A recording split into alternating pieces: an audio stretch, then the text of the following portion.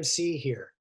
I am so excited again to bring you another one of my chats. Today is with a good friend of mine, Mr. Ron Willison. I've known Ron for about 7.5 years since I've been here in the desert, and he has a plethora of knowledge about Palm Springs. He's been here a long time. He knows all the history. He has just got so much. He is currently the director of group sales and events for Natural Retreat. So we're going to talk to him a little bit about that and what that does.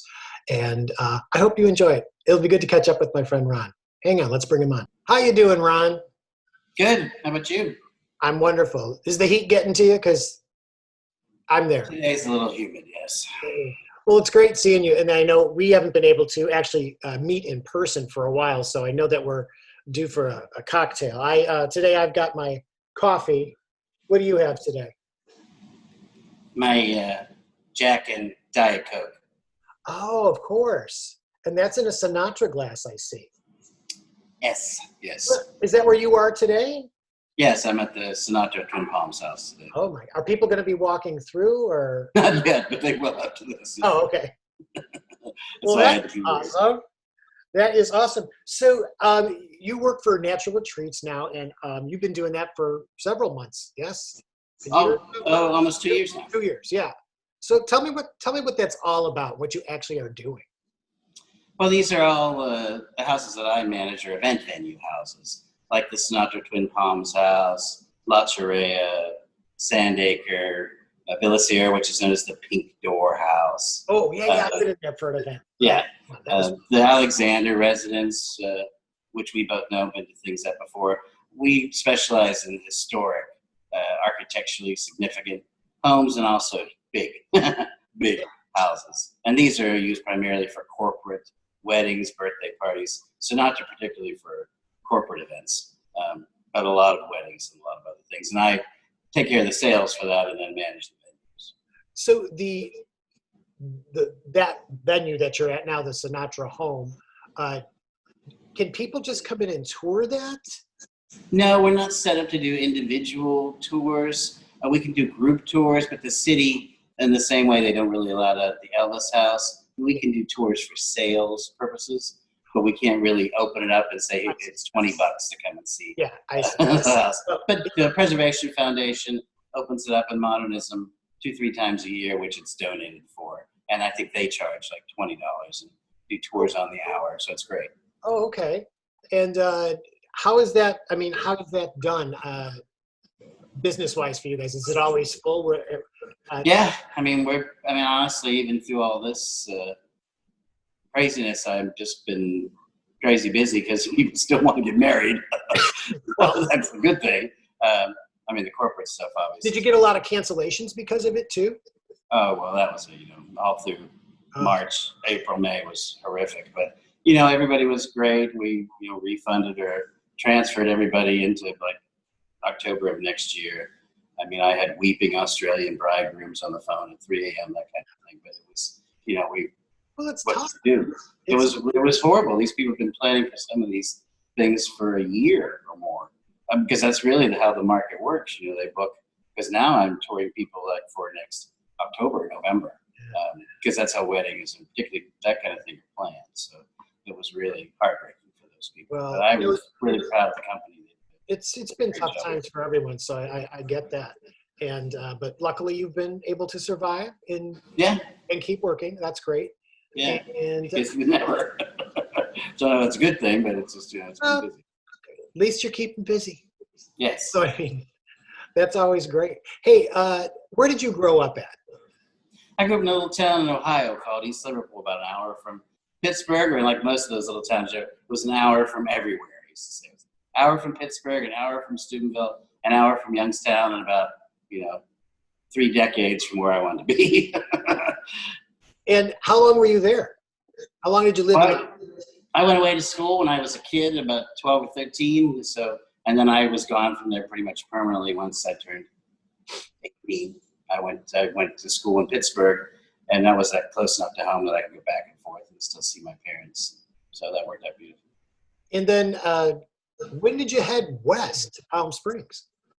Well, not until after my mother died. My dad retired here. I was actually living in New York City I had gone there after I graduated from University of Pittsburgh, and I was working there, and then I came out here to visit my dad. He'd been here already a couple of years after my mom had passed, and came out for the Olympics in '84.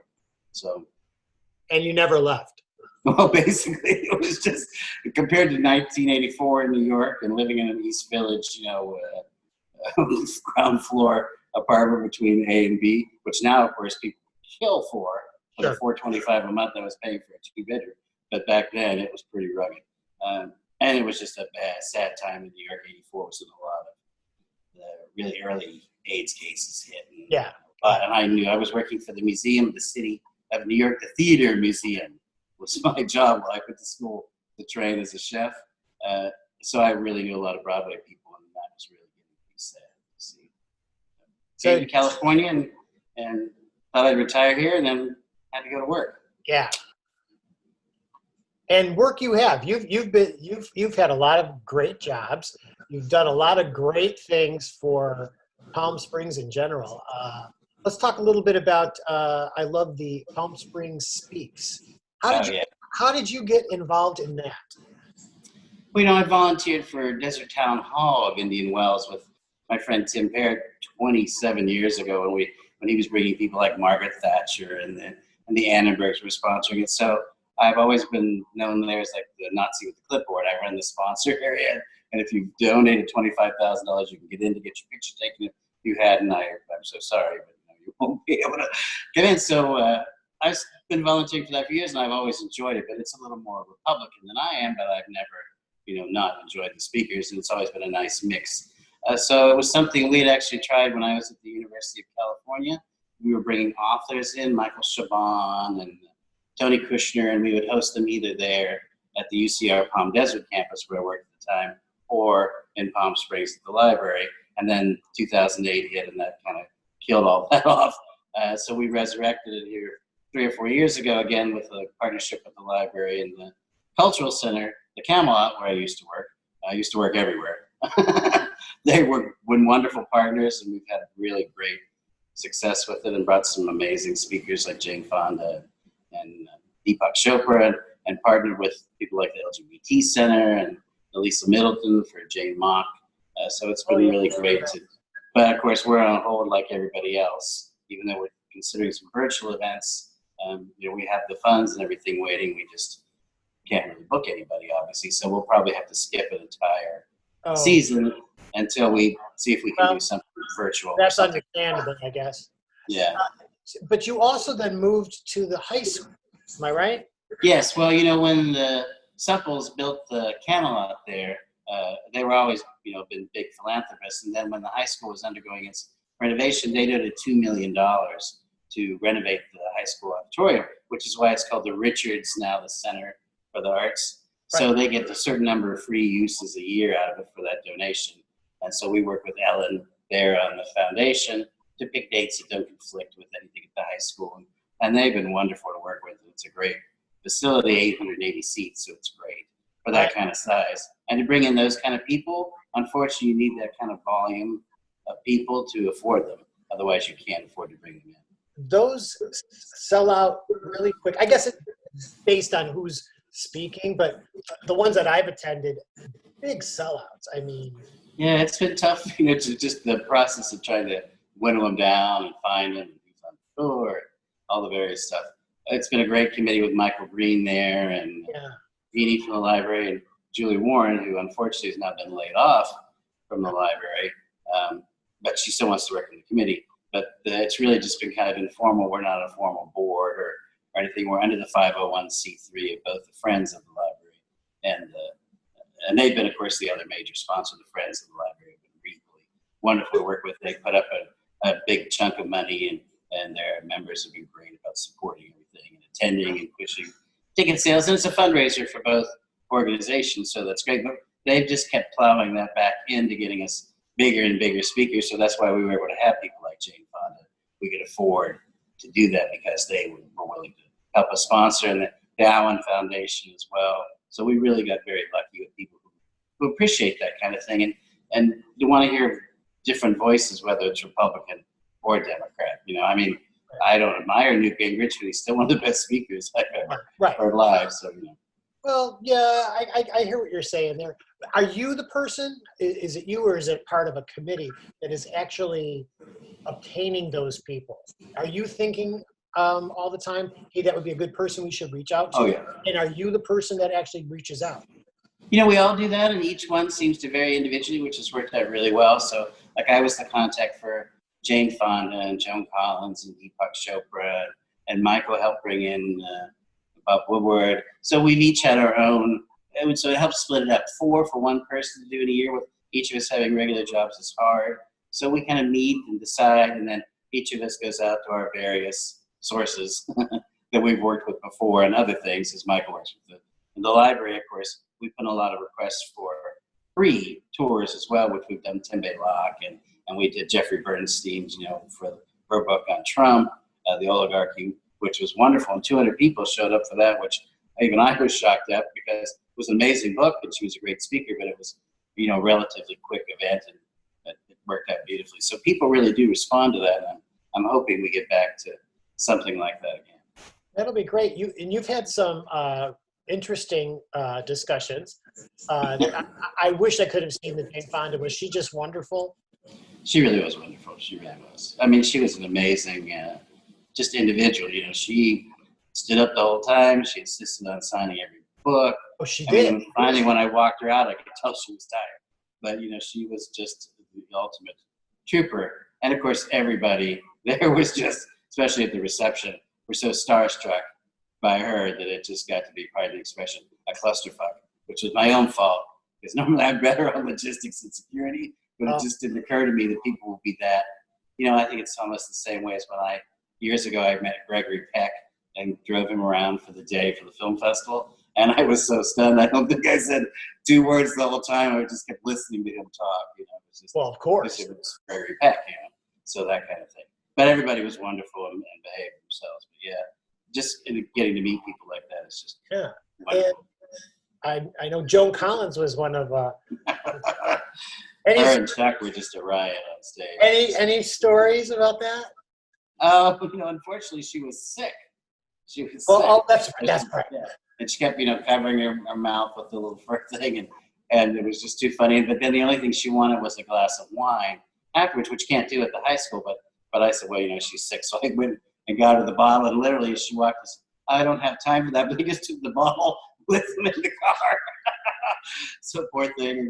But she was, again, an amazing trooper and so sweet. And when Ethelina Can and Jasmine showed up dressed as Alexis from Dynasty, that picture went all over the world, from Scottish news to all over England in the world. It was amazing. So it was one of those things that I actually wanted to have them walk her out on stage, but her agent kept saying, oh, no, I don't think that's that. But I thought, I think this would be fun. And, of course, we took the picture at the reception, and that wound up being what everybody talked about. So that's fun. Man. Anybody you're trying for? Like, I would love to hear Carol Burnett come in. Is she on your list or a short list? Yeah, we've tried for her, and even Shirley MacLaine a couple of times. I mean, Hillary and the Obamas have been the ones we've been pushing for the last couple of years, because the Clintons and the Obamas both have close ties here to the desert. And even though Clinton has spoken here for many years during the Clinton Conference, which is something else I volunteered for all 5 years, and to hear him speak is, amazing. And he's such one of those just individuals you don't forget, and he never forgets anybody he meets. He's just amazing. Maybe I wasn't that fond of him sometimes as a president, but as an individual, just to meet that kind of. When I met the first President Bush, and I'm a Democrat, and I was standing backstage with him, getting ready to pull the curtain for him to walk on. He was just so funny and so down to earth, and couldn't have been nicer. That I was just like, well. And then his son came, and I thought, well, I'm sure this guy's a dick. And then they had so much security around him, and they weren't going to let any of the volunteers take a picture with him. But then at the end, as we're all getting ready to get him out of the room, he said, oh, no, we have to have a picture with all the volunteers. So he got us all together and took a shot. And then he couldn't have been nicer either. So that's why sometimes all this judgment. Now, when Trump comes, I doubt that I'm not going to be there. So it'll be the only time in 27 years that I've actually ever walked out of speech was Ben Carson.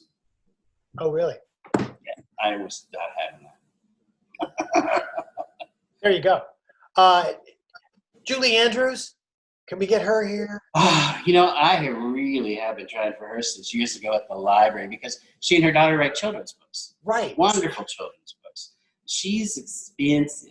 She's oh, very well, expensive. well, let's talk about that. How is that done? Is it a contract between them? Oh yeah, major contract. But it's the same way as booking talent, from doing events, any contractual thing. You have to sign them up. You have to do the writer. You have to do the tech writer. You have to do all that stuff with them to go through it in detail, covering everything. Like literally, I had one issue with them because I said I would pay for the airfare back and forth. But little did I know that he was going on to Mexico. So I had to fight that with the booking company saying, listen, I was like San Francisco to San Francisco, but not, San Francisco, Palm Springs, Puerto Vallarta. That's not in the budget process. So yeah, you have to watch all that, just like being an event planner. So do those events do well financially for you? I mean, you price those tickets. I mean, they're not the cheapest thing, but if you really want to see someone like that. Well, we did it like any other business. We did it as a business plan to try and, turn a profit by the 5th year. We didn't, we broke even the first year. We made a little money the second year, and we made it a little bit better in the third year. But even last year, we were cut short because our last event was, well, not last year, this year, was March 6th. So that was Bob Woodward. So we were within 3-4 days, we would have had to cancel that completely. And Hillary was what we were going to try and announce for April. Or April, May, June, I think, because they were planning to do that tour on a book they wrote. I think it's Gutsy Women or Feisty Women or something like that. I forget it. But they were going to do a small summer tour. And so Julie had been working on that for a year. Well, but you all do a great job of that. That's one of the things I love about Palm Springs are these events that we have. And wouldn't you always know that your hands are in the middle of it somewhere all the time around Well, that's just because I've been doing events here for 35 years. So I know people. And luckily for me, I resemble you. So I get a lot of the, I was just talking to you and they're really talking about you. And you and I have talked about this. And we are separated by different mothers, obviously. I know people say, "How's Mark?" I'm saying he's fine. How's the band? It's great. It's great. Well, and they ask you how the library is. Well, I've gotten that, a lot of other things, and I'm like, "Do you know who I am?" And then I just play along with it because if you stop and tell them, I stop and tell people sometimes, and then they're like, "Oh my God, I'm so sorry." I know, so I just go roll with it. Usually it's in fleeting, one of those things where we used to go to. What was that thing we used to go to where we held a drink and walked around for an hour? I forget what it was called. A mixer? Mm-hmm. Well, but I would often then find you and go, "Hey, so-and-so thought I was you, so gave you a secret message."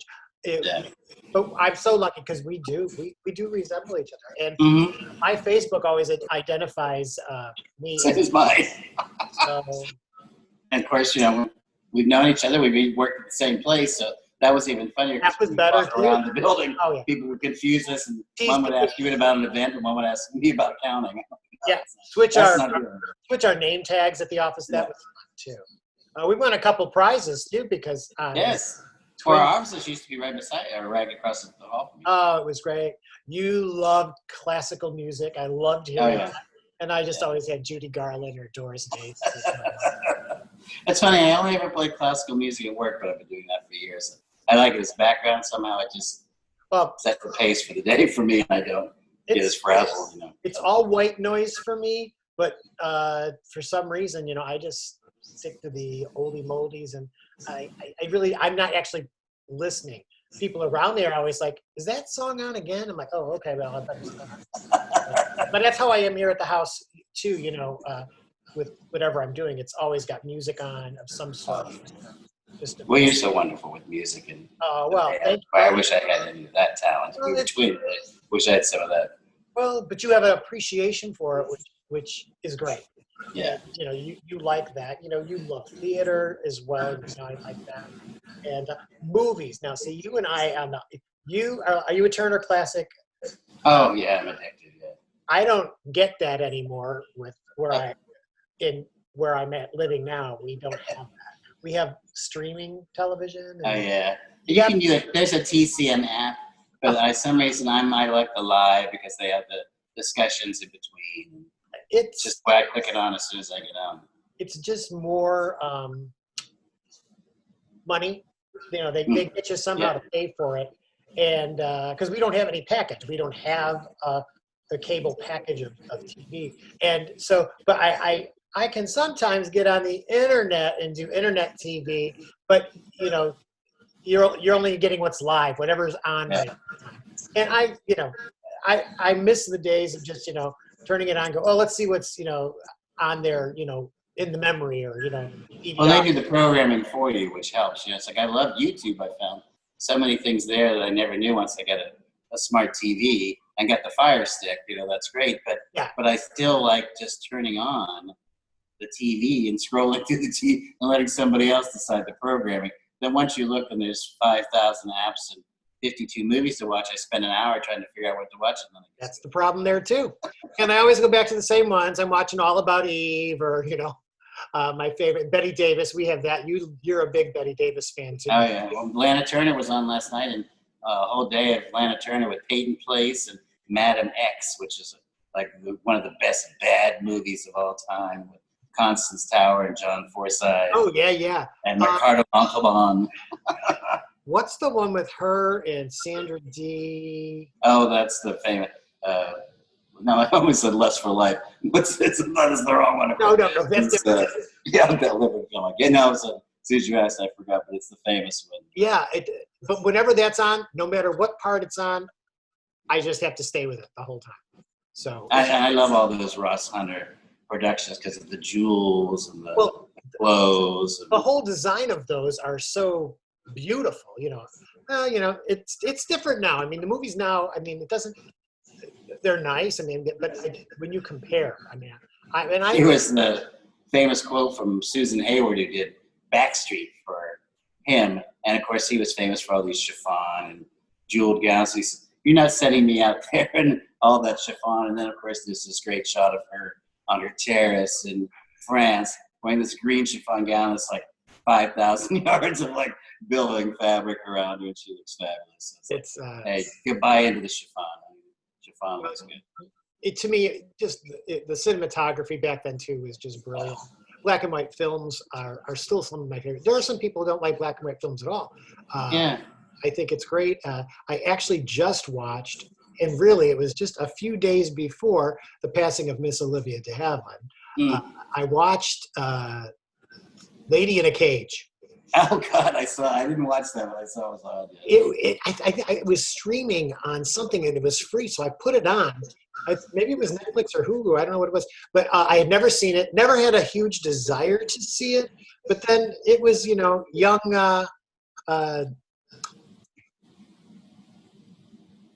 I'll get it in a minute. James Caan. Oh, that's I was right. like, oh my God, he was just a young boy.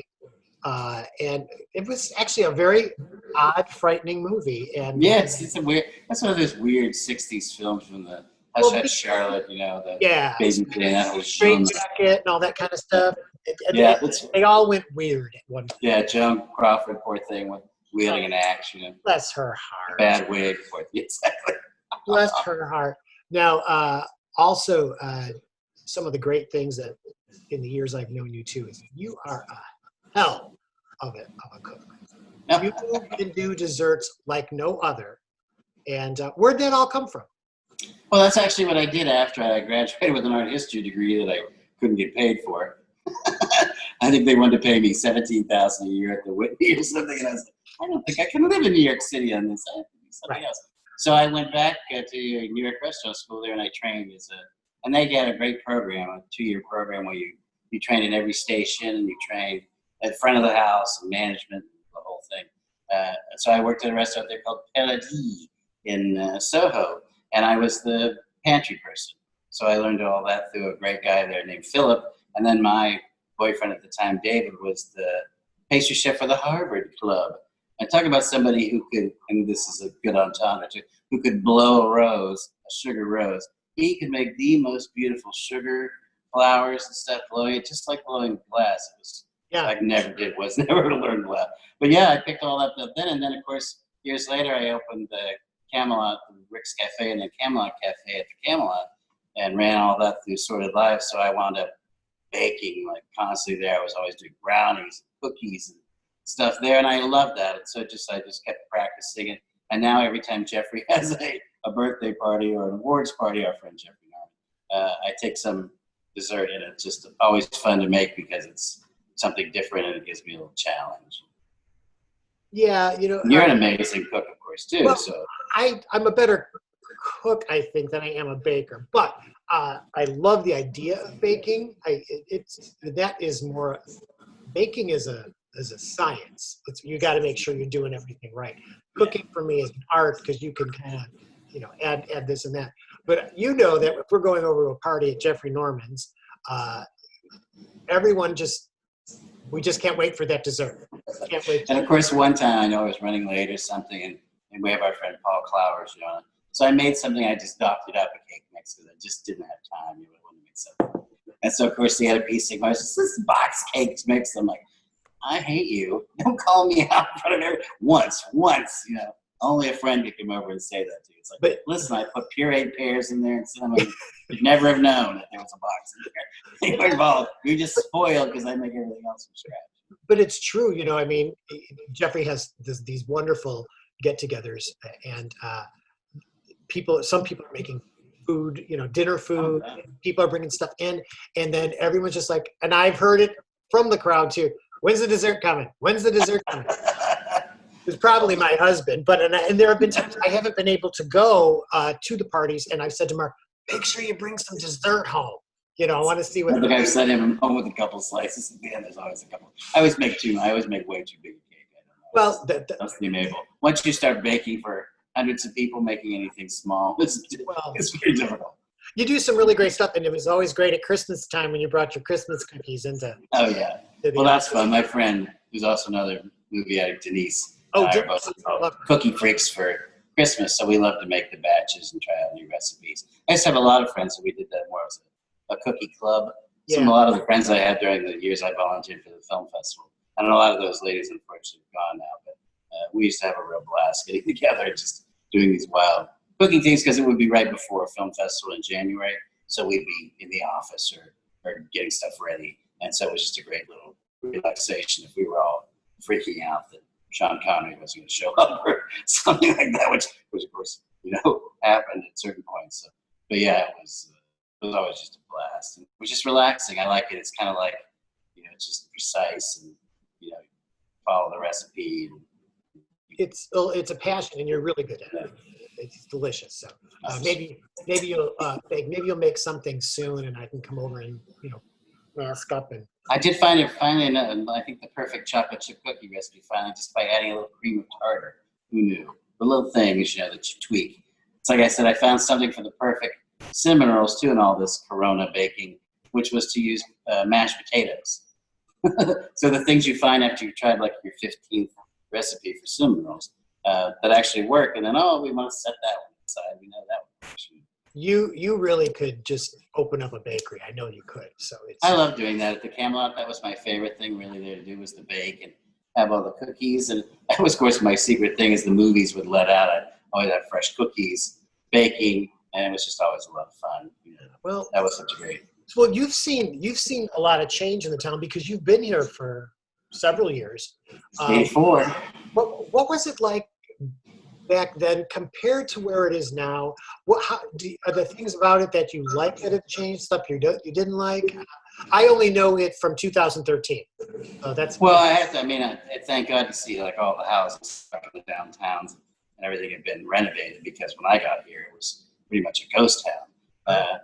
It just had really gone down in the 60s and 70s, and the house I had just not a block from here on Hermosa. We bought for like $60,000 in 1990. So it was really a depressed economy. And there wasn't really a way to live here full time. You just couldn't do it. So I was back and forth to LA for the first few years until the Marriott Desert Springs opened here in 87. that really changed everything, as well as all these events. I mean, when I moved here, there was no Coachella, there was no film festival, there was no Desert Town Hall, there's no Modernism Week, there's no Oh, Desert Gala, there's no Mizell Gala, there's no Steve Chase Gala. I mean, I started on that committee when it started back in the day and did that all through the 90s and the early 2000s until I went on to produce it later. But yeah, it was a totally different time, but all that has now been brought here, and it's become, I'd give my elevator speech about the town, but, we have the #1 music festival. Desert Town Hall is the #1 speaker series in the country with 1,900 people, just and also rated because of the quality of the speakers. Like Keith Arts Festival, #1. Modernism, one of the major events. Film Festival in the top 10. All that really happened in the last 30 years, maybe in the last 20 years. It just wasn't.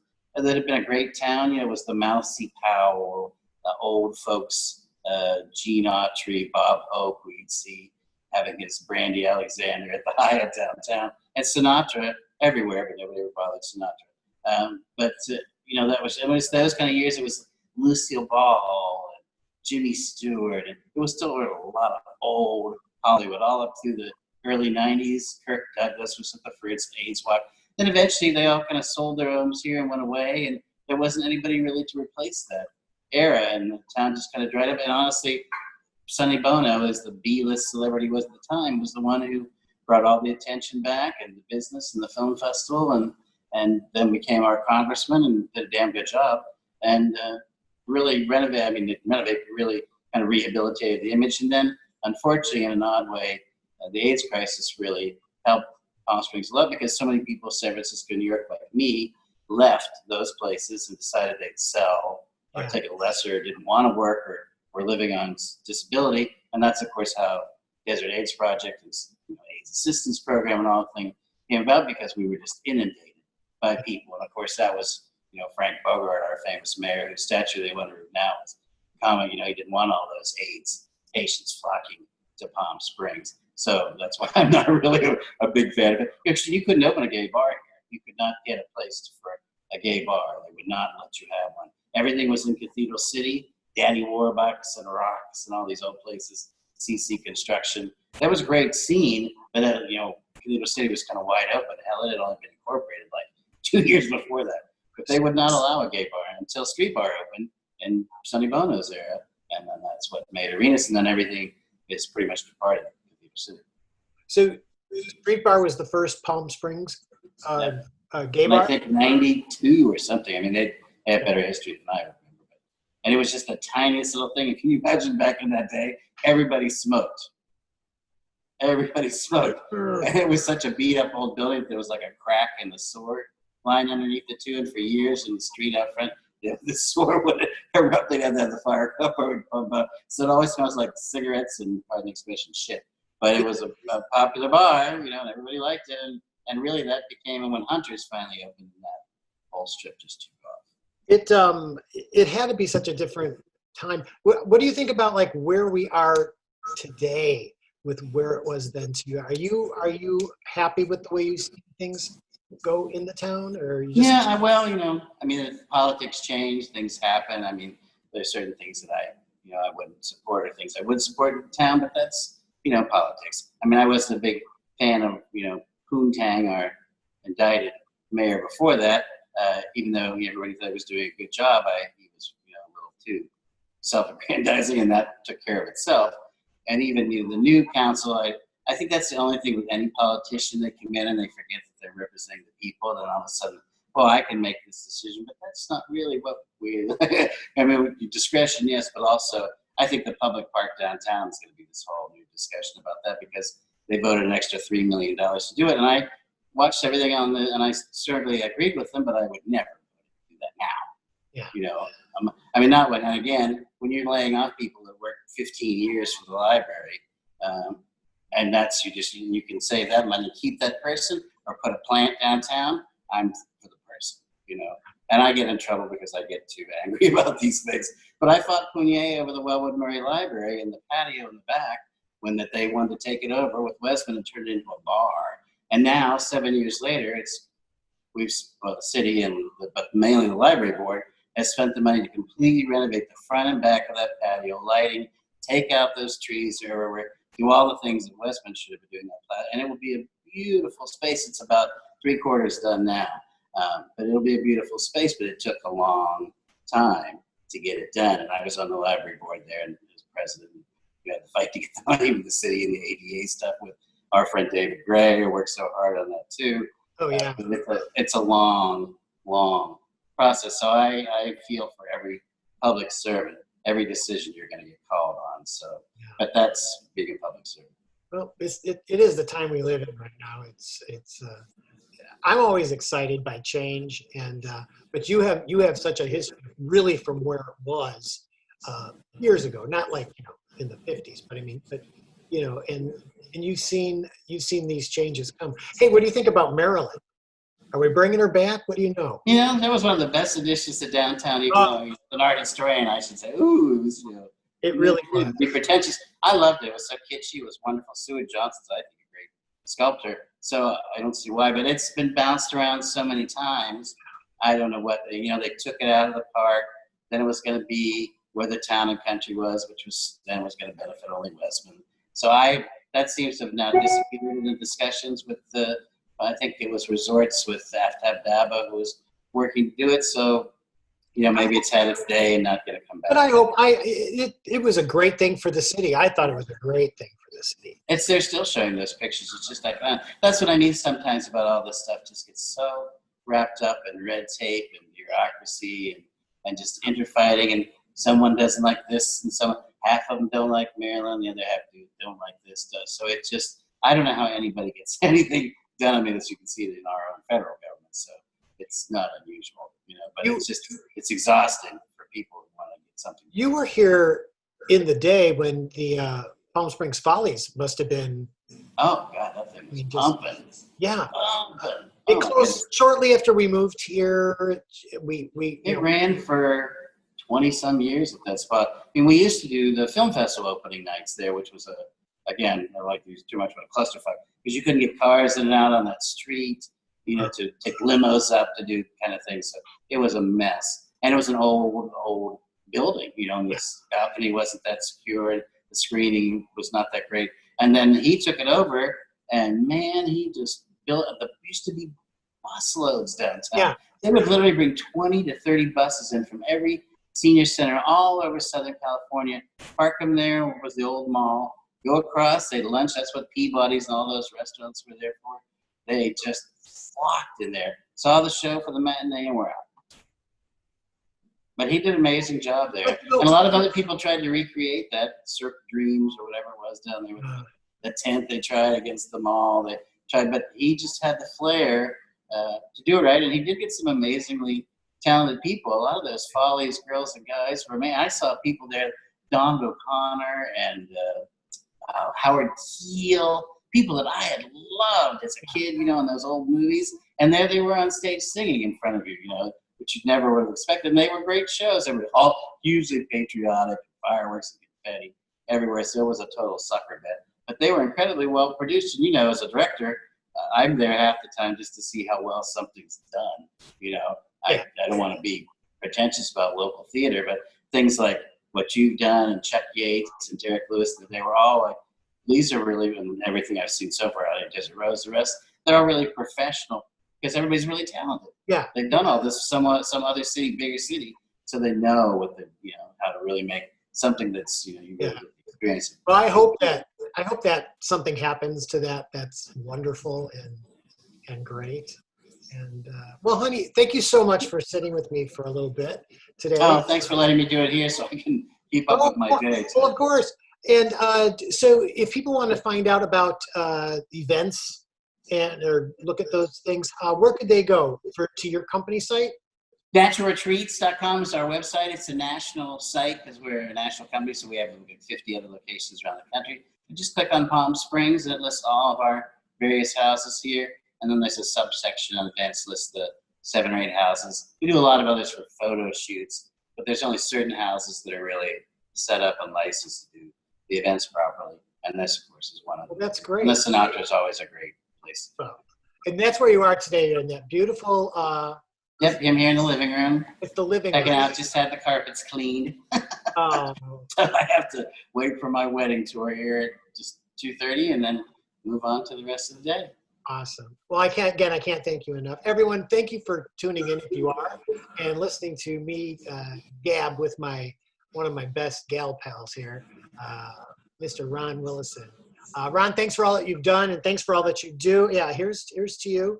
And I hope that we can actually be having a cool beverage together, sans mask, and just enjoying life. It's you and Mark were my last official night out before we went into quarantine. I think it was March 12th or 11th. We went to 19 John Henry's, and that was it. Oh, that was fun. Yeah, that was 1972. I remember. Yes, I think so. I think it was a little longer than that ago. Oh, it was great. Well, thanks again for joining, everyone. Thanks for tuning in, and everybody, take care of yourselves. Bye now. Okay, sweetheart. Bye-bye. Bye.